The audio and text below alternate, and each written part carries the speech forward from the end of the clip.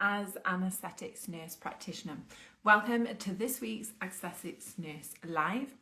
We're going to discuss how to stay relevant in the online space, but also what this means to you as a practitioner who sees people in person, and how you can utilize trends, trending audios, whether you should be posting reels. We're going to really dive into the reach that you're trying to get with your social media and how best to utilize this to grow the number of clients that you're seeing in your clinics.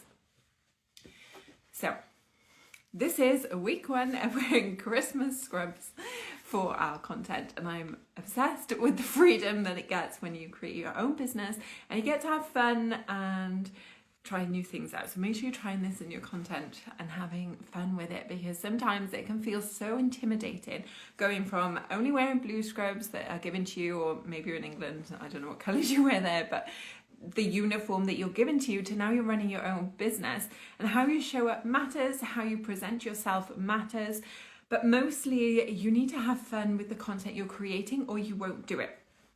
So I posted on my Instagram stories about unfollowing each other or muting each other as aesthetics nurses, because if your content is only reaching other nurses, if you only have like comments that say things like, oh my God, this is so true, or I love your content, this is so inspirational, I wish I was creating content like this, or your DMs are full of other nurses going, oh my God, I love that reel, or I'm sharing your reel to my Instagram stories. All your content is doing is reaching other practitioners. Instead, you need it to be reaching clients. You need it to be your ideal audience of people that actually want treatment. Now, here's where trends become almost not relevant to you as a practitioner. There's two sides of this. So we'll talk about how they're not really relevant and then how you can utilize them. So the first thing I want you to think about is, if your audience, if your content is based on trends, so you're doing trending reels, using trending audios, and this gets pushed out worldwide, what use does that have to you and your clinic in your village, in your town, in your city where you are? And I want you to have realistic expectations of yourself as a new practitioner who maybe has a couple of hundred followers, of what use does it have of somebody in the States seeing your content? Are they really going to catch an international flight to have treatment with you when you are just starting out and you're not somebody that's working on a top street in London that's like a mega celebrity injector? Can we just call ourselves out right now of having some expectations of yourself and what you're actually available to do? There's no point somebody halfway across the world seeing your content when nobody locally to you is seeing it. And by being on trend, does that actually help your audience that are local to you? Like your ideal client, do you know where she is? Do you know where she is hanging out in the online space? Is she seeing this trend? And how is that relevant to your content as an aesthetics nurse just because you jumped on a trend? Like, are you posting just to post, or are you posting to help your client on her journey of recognizing that she needs some kind of treatment? This is how you're going to help her with her problems, and this is how you're going to make her feel better about herself, whether that's in confidence, in her skin, in how she shows up for her job, with her relationships, how she feels about herself, all these things that she has going on. Does that trend that you see actually help her? Does that make her go, yes, that's exactly what I need, this is what I need help with, this is how she can solve my problems? Because if you're just posting for the sake of posting, you might as well have kept to just doing trends on your personal Instagram page and showing your friends and family that you can have a laugh. But you run a business now. You have a business account or a creator account, but you're running your Instagram page to attract clients into your business. Now, that being said, I do think that sometimes you can have fun with some trends if it creates content, if it lands in the right way for your audience. But you need to be really careful about which ones you are posting. Again, if you're just posting for the sake of posting, I want you to ask yourself, is this a productive use of my time? Is this going to make me more money? Is this going to attract more clients? But if this is something that makes you feel really uncomfortable, it takes you 10 plus takes to do, and it doesn't make you any money, I want you to ask yourself, is this the best use of my time? Would you be better doing a written piece of content that you can do from your sofa that lands for your audience in the right way? You don't need to jump on everything that everyone else is doing. And something else to reflect on, just because somebody who has maybe more followers than you, or maybe you perceive is doing better than you, or maybe you perceive them in a way that is further ahead than you, unless you are seeing the behind the scenes of their business to know how this piece of content is working for them, how their content is converting, and how much income they are making from that they can directly track from their content, you don't know if that piece of content is working for them. So just because you see somebody doing something, I want you to recognize that this doesn't necessarily mean this is the right thing to do, the most productive thing to do, or the way that's going to make you the most amount of money. I also want you to think about you as a practitioner, you as a business owner, you as a nurse. If this isn't something you really want to be doing, but you just saw somebody post it and you think that's a good idea, is it going to land for your audience if you're not really fully in it? If you don't fully believe that this is going to help somebody, and if you feel slightly awkward, is all these factors are going to come across in your content that's not going to make you look like a confident practitioner. It's not going to make you look like a badass business owner. It's going to make you look like someone who is nervous on camera, who is nervous to show up, who doesn't know what they're doing, which leads your audience to not pay you. And I want you to think about, if all of you as aesthetics nurses start posting the same trend with the same audio, with the same caption, what makes you stand out? I did a social media training and I typed in Botox into the search engine of Instagram.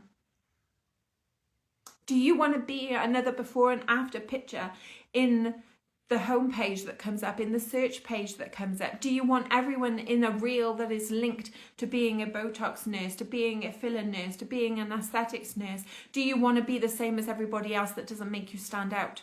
Do you want to hop on a trend that blends you in, that makes you all the same?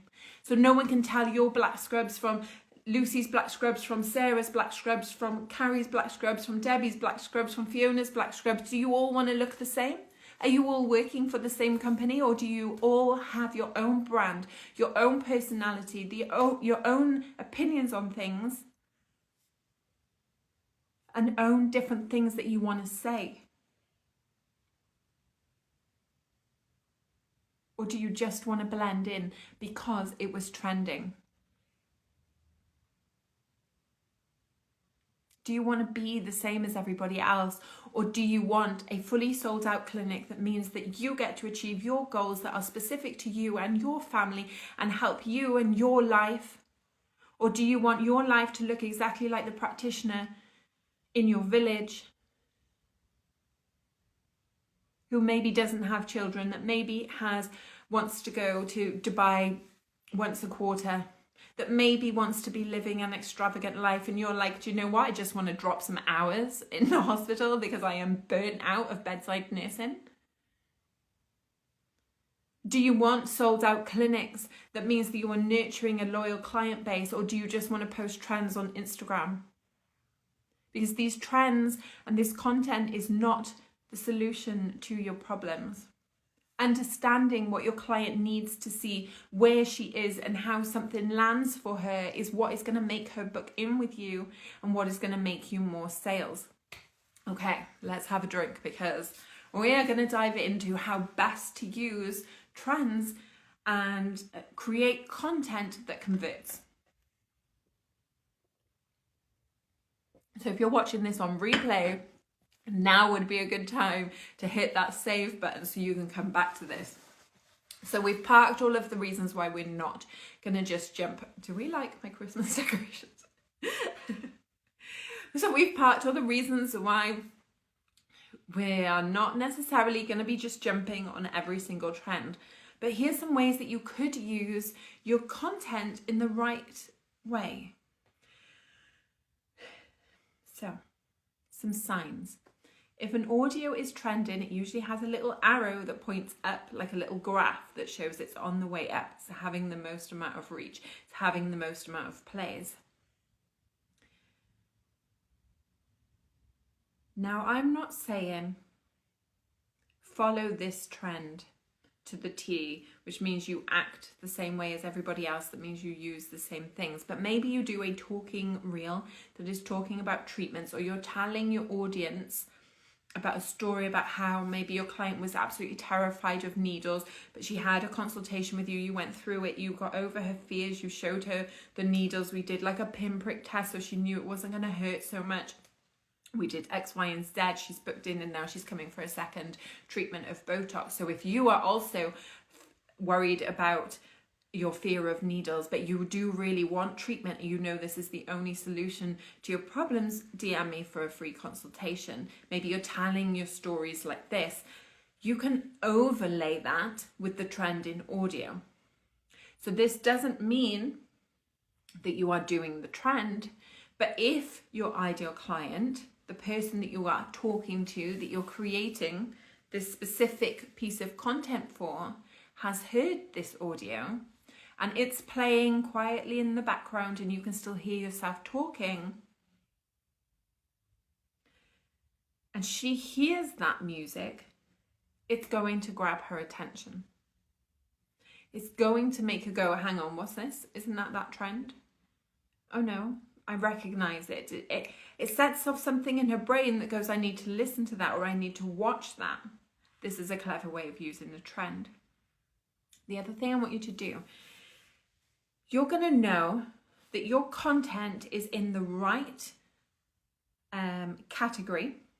If you have all your settings set up correctly, your content, when you look at your For You page on TikTok, but your like Explore page on Instagram will look purely based on a beauty industry. So your page will look like a perfect beauty Pinterest board.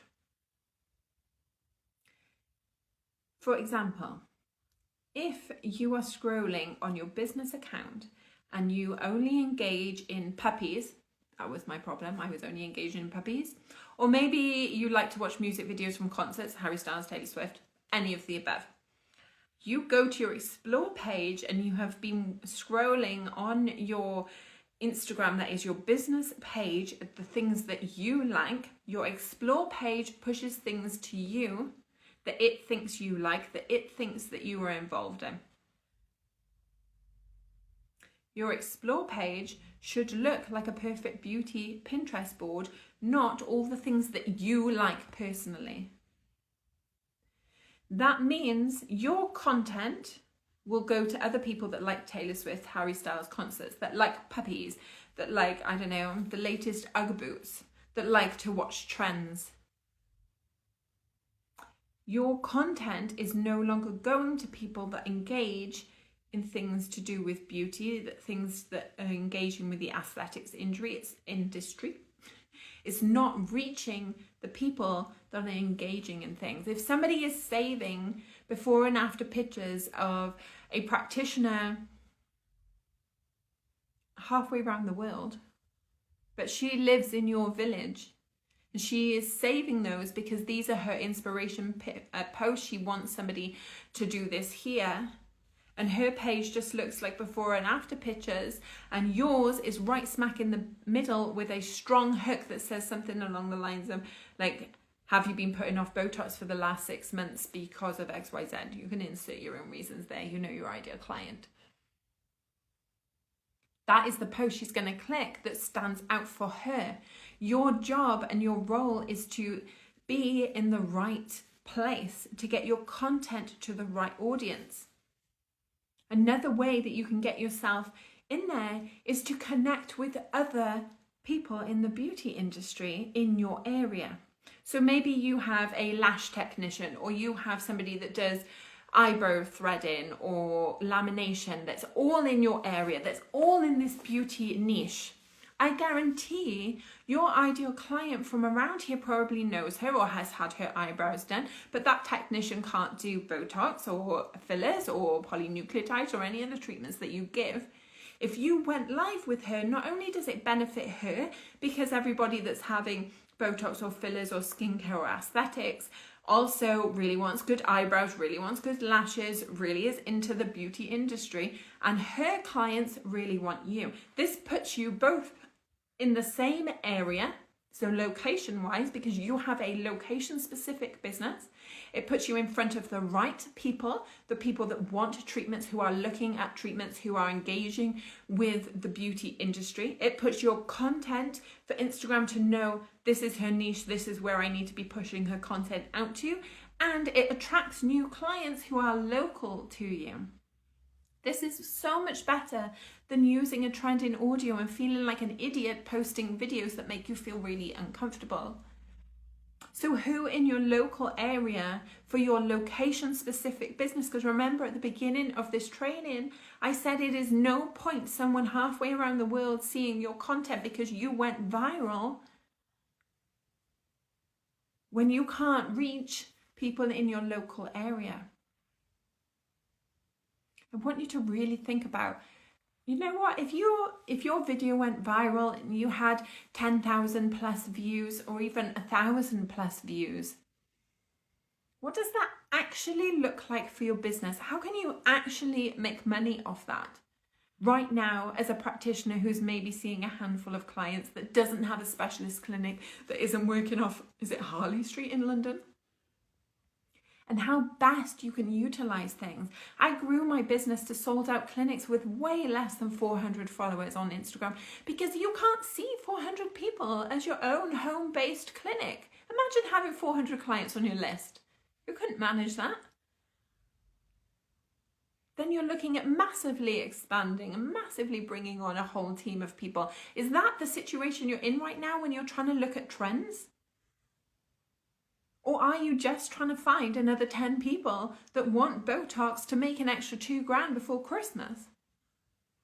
I think we need to have a chat with ourselves and recognize that actually when you start off, we are nurses, and what do we actually need and what do we actually want and how is this achievable? Because having 1,000 plus 10,000 people watching a reel that accidentally goes viral, if you have a location specific business, it means no money for you. It doesn't mean anything if you don't have the right messaging, if you don't have the right location, if you don't have the right way of attracting clients. It's very important to know what you actually need and understanding what you want from your content and how this content is going to convert to paying clients. Just because you had a new logo done, just because you used a trend in audio, just because you think you need to hire a social media manager, doesn't mean you are going to make more money. Okay, I'm going to leave you with that. This week's Aesthetics News Live is going to change how you think about your content and your strategy moving forward and who you want inside your clinic. And remember, this might be your business and you want to make money, but it's also for your client. This should always go back to, how am I reaching the right people? How am I helping her? And how am I going to get her to have her actual treatment that is going to change her life? I will see you next week on Aesthetics News Live. Make sure you save this so you can come back to it. And if you have found this helpful, send this to another practitioner that you are linked with. Bye, guys.